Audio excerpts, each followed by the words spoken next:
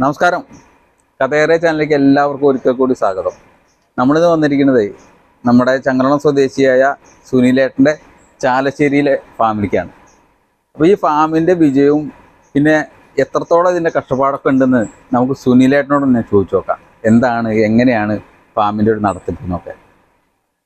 നമസ്കാരം, ഇതാണ് നമ്മുടെ സുനിലേട്ടൻ. അപ്പോൾ മൂപ്പര ഫാമാണ്. ഏകദേശം എത്ര പശു ഉണ്ട് ഇപ്പോൾ? അപ്പം നമുക്കൊരു 14 കറ പശുക്കളൊരു 12 എണ്ണം, ഒരു 2-3 കുട്ടികളും. അതൊക്കെ ഒരേ സൈസ് പശുക്കളാണോ? അതൊക്കെ ഒരേ സൈസാണ്. ഒരേ സൈസാണ്. ജേഴ്സി 2 തരം പശുക്കളല്ലേ? വേറെ പശുക്കളൊന്നുമില്ല. ഇതിന്റെ ഈ കുട്ടികളൊക്കെ എന്താ ചെയ്യാ? കുട്ടികൾ നമ്മൾ നല്ല ഇനം കുട്ടികളെ കിട്ടുന്ന വളർത്തുന്നുണ്ട്. അപ്പൊ അതവിടെ ഒരു 3 കുട്ടികളുണ്ട്. അപ്പൊ നല്ല ഇനത്തിൽ കിട്ടുമ്പോ വളർത്തും, അല്ലാത്ത കൊടുത്ത് ഒഴിവാക്കല. ഒരു പാലൊഴി 2 ആഴ്ച 3 ആഴ്ച കൊടുത്ത് ഒഴിവാക്കാം. നമുക്ക് മുന്നോട്ട് കൊണ്ടുപോകാം. കറവിന് ബാധിക്കില്ല. ഇല്ല. തള്ളയും കുട്ടിയും കൂടിയിട്ട് അപ്പം മാറ്റുക. കുടിപ്പിച്ച് നമുക്ക് പിന്നെ ഇവരെ കൊടുക്കാൻ പറ്റില്ലേ? കുടിപ്പിച്ച് കഴിഞ്ഞാൽ പിന്നെ ഇവര് കറക്ക തന്നെ വേണം. ശരിയാ. അപ്പൊ ആ നിലയ്ക്ക് കുട്ടിക്ക് എങ്ങനെ പാല് കൊടുക്കും? കുടി നമ്മള് ബോട്ടിലുണ്ട്, ബോട്ടിലാക്കിട്ട് കൊടുക്കുക. 2 ലിറ്റർ പാല് വൈകിട്ടും കാലത്തും വെച്ചിട്ട് കൊടുക്കും. 4 ലിറ്റർ ചെലവാണ് വളർത്തുകയാണെങ്കിൽ നമ്മള് ഒരു ദിവസം. അപ്പൊ നമ്മള് കുട്ടികളെ അധികം നിർത്തല്ലോ, 2-3 വളർത്തുക. നല്ല ഇനം കിട്ടുമ്പോ നിർത്തും. അപ്പൊ അതാ 2 വളർത്തി, അതാ ഒരാള് ചെന പിടിച്ചു, ഇതിന്റെ കുട്ടിയാണ്. അപ്പൊ അങ്ങനെ ആകുമ്പോ അത് മുന്നോട്ട് പോവുള്ളൂ. പശുക്കളെ മേടിക്കല് പറഞ്ഞാൽ ഭയങ്കര റേറ്റ് ആണ് ഇപ്പൊ പശുക്കൾക്ക്. അങ്ങനെയൊക്കെ ഒരു പശുവിനൊക്കെ എത്ര റേറ്റ് വരുന്നുണ്ട്? നമ്മളിപ്പോ കൊണ്ടുവരുന്നത് ഇപ്പോ ഒരു ലക്ഷത്തിന്റെ മേലുള്ള നമ്മുടെ കയ്യിലുള്ളത് ഇവിടെ ഉള്ളത്. അപ്പൊ അങ്ങനത്തെ എടുക്കല്. ആദ്യമൊക്കെ ചെറിയ പശുക്കളെ ഇരുന്ന് എടുത്തായിരുന്നു നാട്ടിൽ നിന്നൊക്കെ. അപ്പൊ അത് നിർത്തി. നമുക്ക് പാല് കിട്ടുന്നില്ല. ഒരു നല്ല ഹൈബ്രിഡ് പശുക്കളെ ഇപ്പൊ ഇതിലുള്ളതൊക്കെ നല്ല ഇനത്തിൽപ്പെട്ട പശുക്കളെ കൊണ്ടുവരുന്നത്. അത് നമുക്ക് ഒരു കറവും കിട്ടും, ചെന പിടിക്കാണ്ടാകുമ്പോൾ ഒരു ബുദ്ധിമുട്ട് വരിക. അപ്പൊ പിന്നെ നമ്മൾ കുത്തിവെക്കലൊക്കെ എങ്ങനെയാ? കുത്തിവെക്കുമ്പോ നമ്മളൊരു 90 ദിവസത്തിന്റെ മുമ്പായിട്ട് കുത്തിവെക്കും. അപ്പൊ അതില് പിടിച്ചാൽ നമുക്ക് പിന്നെ പശുക്കളെ ഒരു 2 മാസം നോക്കിയാൽ മതി. പിന്നെ 90 ദിവസം കഴിഞ്ഞാൽ പിന്നെ 8 മാസം കറക്കാം. ഒരു 7 മാസം ചെന പിടിച്ചിട്ടുണ്ടെങ്കിൽ കറക്കാം.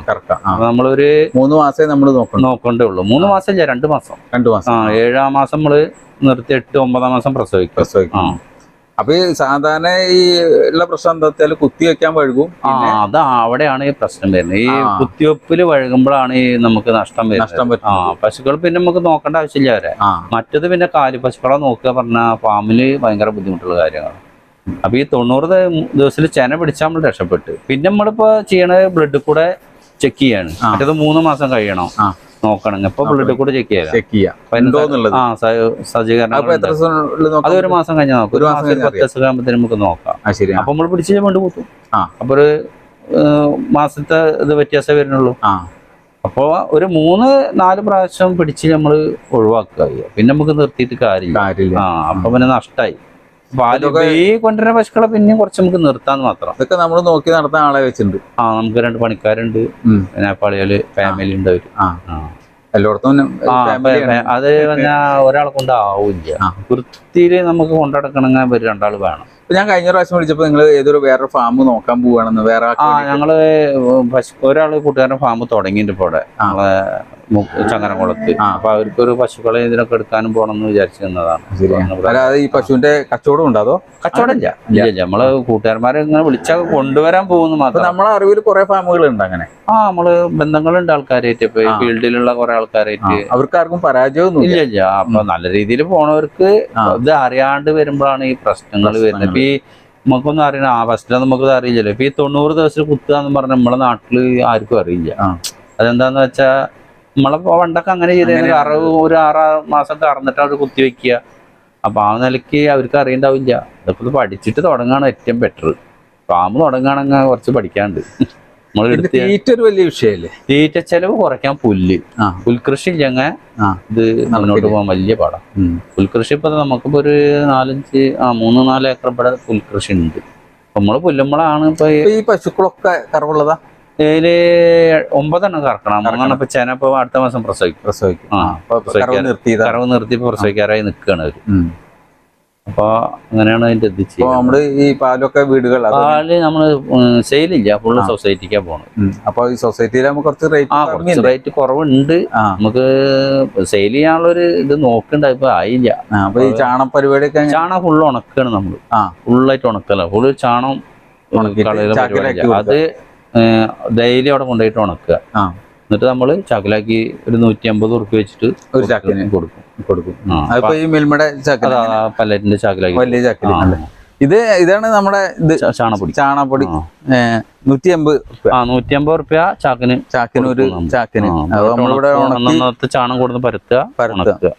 ഇത് നമുക്കൊരു വരുമാനമാണ്. അതെ, നമ്മുടെ പണിക്കാരെ ശമ്പള കാശ് അങ്ങനെ പോകും. റെന്റ് കാര്യങ്ങളൊക്കെ ഒരു 140 ചാക്ക് നമുക്ക് മാസം ഉണ്ടാവും. ഒരു മാസത്തെ മാസം ഉണ്ടാവും. ഓരോരുത്തർ ഓർഡർ അനുസരിച്ച് ഇഷ്ടം പോലെ പോകും. ഒരാൾക്ക് ഒരു 130 ചാക്ക് മൂക്കോലിക്ക് വേണം പറഞ്ഞാൽ ആക്കിക്കൊണ്ടിരിക്കുക. അത് കൊടുക്കാൻ പറ്റിയില്ല.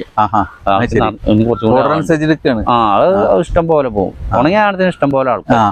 ഇതൊക്കെ എത്ര പ്രായതാ? ഇതിപ്പോ 1.5 മാസം. ഇപ്പൊ ഈ മഴക്കാലം കാരണം നമുക്കൊരു ഒരു മാസം ഒരു 15-35-40 ദിവസം ഇങ്ങനെ വരും. അപ്പൊ ഈ ചാണകവെള്ളം കടിക്കണ കാരണം ശരി കറക്റ്റ് ആയി കിട്ടും. സ്പ്രിംഗ്ലർ ഉണ്ട്. നമ്മൾ പിന്നെ വെട്ടിയാല് പിന്നെ സ്ലറി അടിച്ചു കൊടുക്കും. കടക്കലൊക്കെ ഇഷ്ടം പോലെ പൊട്ടിയോളൂ. ഇതൊക്കെ ഇവിടെ ആയ കാരണം വളത്തിൻ്റെതാണ് ഇപ്പൊ കാണാണ്ട്. റെഡ് നൈപ്പിയർ ഉണ്ട്. ഇതിന്റെ തന്നെ ഇത് ഗ്രീൻ നൈപ്പിയർ, മറ്റേ റെഡ് നൈപ്പിയർ. ഇതിപ്പോ നമ്മൾ ഒറ്റ പ്രാവശ്യമല്ലേ ഇത്?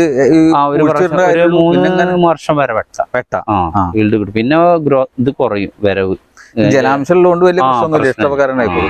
അപ്പൊ നമുക്കൊരു 3-4 വർഷം കഴിഞ്ഞൊന്ന് അടുത്ത റീപ്ലാന്റേഷൻ ചെയ്യാം. അപ്പോൾ അതിന്റെ നമുക്ക് സ്പീഡിൽ വരാനാണത്. അപ്പൊ അതിന്റെ ഇങ്ങനെയുള്ള ഇതൊക്കെ ഉള്ളതുകൊണ്ടാണ് കൃഷി നടക്കില്ല. ഫാം മുന്നോട്ട് പോകാൻ വലിയ പാടാണ്.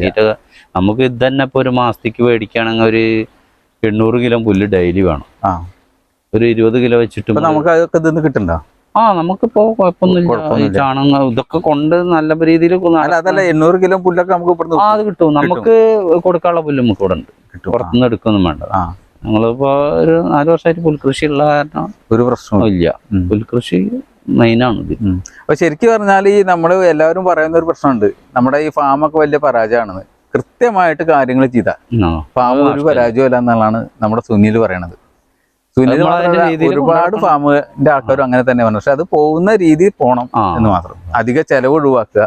അതുപോലെ തന്നെ നമ്മൾ ആവശ്യമില്ലാത്ത തീറ്റകള് നമ്മൾ തന്നെ കണ്ടെത്തുക. 3 വർഷമായിട്ട് ഈ തീറ്റ പിന്നെ തീറ്റ മാറ്റലില്ല. അത് ഒന്നാമത്തെ ഒരു ഘടക ഫാമില്. ഈ തീറ്റ ചേഞ്ച് ചെയ്യുമ്പോഴാണ് അസുഖങ്ങള്. ഇപ്പൊ നമ്മുടെ അനുഭവത്തിലത്തെ കാര്യം പറയട്ടെ, നമ്മള് തീറ്റ മാറ്റലേ ഇല്ല. ഞാൻ തുടങ്ങി അന്ന് കൊടുക്കൽ തുടങ്ങിയ സുപ്രീമിന്റെ പല്ലറ്റും പിന്നെ വേറെ പൊടി മിക്സ് പൊടി ആദ്യം കൊടുത്തിരുന്നു. നമ്മുടെ കൂട്ടുകാരുടെ ഫാമിൽ നിർത്തി. ഒരു 3 വർഷമായിട്ട് തന്നെ കണ്ടിന്യൂ ആയിട്ട് തന്നെ മാറ്റലില്ല. പക്ഷെ എങ്ങനെയാണ് ഇപ്പൊ ഈ തുടങ്ങി ഈ ഫീൽഡിലേക്ക് വരാൻ? ഫീൽഡ് ഇത് എന്ന് പറഞ്ഞാൽ ഞാൻ ഒരു കൊറോണ ഇതില് ഞാൻ വിദേശത്തായിരുന്നു. അങ്ങനെ വന്ന് പിന്നെ ഒരു 2-4 മാസം വെറുതെ നടന്നപ്പോ നമുക്ക് മടുത്ത്. അപ്പൊ പിന്നെ ഇതിനെ പറ്റി അതൊന്നും അറിയണ്ടായിരുന്നില്ല സത്യം പറഞ്ഞ. അപ്പൊ ഇങ്ങോട്ട് കൂട്ടുകാരങ്ങനെ ഫാമുണ്ട്, വന്ന് നോക്ക് എന്തെങ്കിലും ചെയ്യാന്ന് പറഞ്ഞപ്പോ അങ്ങനെ പോയി കണ്ടപ്പോ എടുത്ത് ഒരു പശുവിൽ നിന്നാണ് തുടങ്ങി. അങ്ങനെ ഒരു പശു ആകുമ്പോൾ സമയത്ത് സ്വന്തമായിട്ട് തന്നെയാണോ? അല്ല, ഒരു പണിക്കാരൻ കൂടിയിട്ടാണ് കൊടുക്കുന്നത്. ഞാൻ എനിക്കൊന്നും അറിയില്ല ഇതിനെ പറ്റി. ഫാമിനെ പറ്റി ഒരു പശുക്കളെ പറ്റി ഒന്നും അറിയാത്ത ഒരാളാണ് ഞാൻ. അപ്പൊ അങ്ങനെ പണിക്കാരൻ കൂടി കിട്ടിയ കാരണം നമുക്ക് ഇങ്ങനെ നമ്മൾ ഓരോ പശുവിനെ അങ്ങനെ കൂട്ടിക്കൊടുക്കണം. ശരിയാ. ഇപ്പൊ ഏകദേശം എത്ര പശു ഉണ്ട്? ഒരു 13 കറ പശുക്കളുണ്ട്. 2-3 ഒരു 18 ഉണ്ടായിരുന്നു. ഇപ്പൊ 2-3 കൊടുത്ത് മറ്റേ ചെനയുടെ പ്രശ്നങ്ങൾ കാരണം കൊടുത്ത് ഒഴിവാക്കിയത്. 4 വർഷത്തിന്റെ കുഴപ്പമില്ലാണ്ട് ഇങ്ങനെ പോകുന്നുണ്ട്. ഒരു ഗൾഫ് സമ്പാദ്യം ഒന്നും ഇല്ലെങ്കിലും നമ്മളെ കാര്യങ്ങളൊക്കെ നടന്നു പോകും. പ്രശ്നങ്ങളൊന്നും കുടുംബത്തോടൊപ്പം ജീവിക്കാം, സുഖമായിട്ട് ജീവിക്കാം. ഒരു പ്രശ്നം നല്ല രീതിയിൽ കൊണ്ടുനടക്കുന്നവർക്ക് പറ്റും, അല്ലാത്തവർക്ക് നടക്കില്ല. പിന്നെ ഒന്നാമത് ഈ പുൽകൃഷി മെയിനാണ് ഇതിന്. പുൽകൃഷി അധ്വാനിക്കണം. തീറ്റ ചെലവ് കുറയ്ക്കാനുള്ള ഒരു മരുന്നാണ് പുൽകൃഷി. ഇതുണ്ടെങ്കിൽ നമുക്ക് പകുതി തീറ്റ കുറയ്ക്കാം. നമ്മളിപ്പോ ഒരു 5 കിലോ പല്ലറ്റ് കൊടുക്കുന്ന 2 കിലോ കൊടുത്താൽ മതി. പല്ലറ്റിന് ഇപ്പൊ എന്താ 1550 ഉറുപ്പ്യാണ് ഒരു ചാക്ക് പല്ലറ്റിന്. അത് നമുക്കൊരു ഇപ്പൊ നമുക്കൊക്കെ ഒരു 30 ചാക്കുമ്പോൾ നമ്മൾ നിർത്തുന്നുണ്ട്. ഈ പുല്ലുള്ള കാരണം അല്ല. ഇപ്പൊ 60 ചാക്ക് കൊണ്ടുവരണം, അല്ലെങ്കിൽ ഇരട്ടി കൊണ്ടുവരണം. റേറ്റ് അപ്പൊ ഒരു പല്ലറ്റിന് തന്നെ ഒരു മാസം ഒരു എത്ര പൈസ പോകുന്നുണ്ട്. പിന്നെ ഇതിപ്പോ നമ്മൾ പുല്ല് പൈസ കൊടുത്ത് വാങ്ങുകയാണെങ്കിൽ അത് വേറെ പ്രശ്നം. അതൊരു പുൽകൃഷി ഇല്ലെങ്കിൽ അത് രക്ഷപ്പെടും. ഫാം എന്ന് പറഞ്ഞാൽ പുൽകൃഷി അത്യാവശ്യം ഇതുപോലെ കൃഷി ചെയ്യാനുള്ള സ്ഥലവും സൗകര്യങ്ങളൊക്കെ വേണം. നടക്കുള്ളൂ. ഇവിടെ ജന്തുക്കളുടെ ശല്യം, നായ്ക്കൾ അങ്ങനെ നായ്ക്കളൊക്കെ നമ്മളെ ശല്യങ്ങളൊന്നുമില്ല. പിന്നെ ഒരു പന്നി ശല്യമാണ് ഇപ്പൊ ചെറിയ. പുല്ലിന് ബാധിക്കണില്ല, പുല്ല് അവര് മാന്തൊന്നുമില്ല. ഇടയ്ക്കൊന്ന് വന്ന് നോക്കി നോക്കാം. പക്ഷെ അവർക്കൊന്നും കിട്ടണില്ലാത്ത കാരണം ഇവിടെയൊക്കെ വരും. മാന്തി അങ്ങനെ ചെറുങ്ങനൊക്കെ ഒന്ന് മാന്തി പോവും, അല്ലാണ്ട് നശിപ്പിക്കണമെന്നില്ല. വല്ല പച്ചക്കറി കൃഷി പറ്റില്ല. ഇവരുള്ള കാരണം നമ്മൾ നോക്കണം. സ്ഥലം ഉണ്ട് അവിടെ, ഒരു 4-5 കണ്ടം ബാക്കി എടുക്കും. ഇതൊക്കെ നമ്മള് വാടകയ്ക്ക് അങ്ങനെ ലീസിനെടുത്താണ്. നമുക്ക് ഇതിന് നമുക്ക് എല്ലാ സ്ഥലവും ഇവിടെ. ഇതിപ്പോ ആ റെഡ് പുല്ലിന്റെ അപ്പുറത്തുള്ള വേറെ എടുത്തതാണ് പുല്ലിടാനായിട്ട്. ഈ റെഡ് പുല്ല് ഒരു പുതിയ സിസ്റ്റം ഉണ്ടല്ലേ? അത് ഇതിന്റെ റെഡ് ഇപ്പൊ ഇറങ്ങിയതാണ്. അത് കുറച്ചും കൂടി പാലിന് ചെറുങ്ങനെ വ്യത്യാസം ഉണ്ട്. കുറച്ച് പാല് കൂടുകയും ചെയ്യും, ചെറിയൊരു വ്യത്യാസം കാണും. പക്ഷെ അത് ഇതിന്റെ അത്ര വരവ് ഗ്രോത്ത് ഇതാണ് പെട്ടെന്നാവും. എന്തായാലും നമ്മുടെ സുനിലിന്റെ ഫാം കണ്ട് സുനിലിന്റെ വിശേഷങ്ങളും അറിഞ്ഞു. ഇനി നിങ്ങൾ കമന്റ് ചെയ്യുക എന്താണ് അഭിപ്രായങ്ങൾ എന്നൊക്കെ.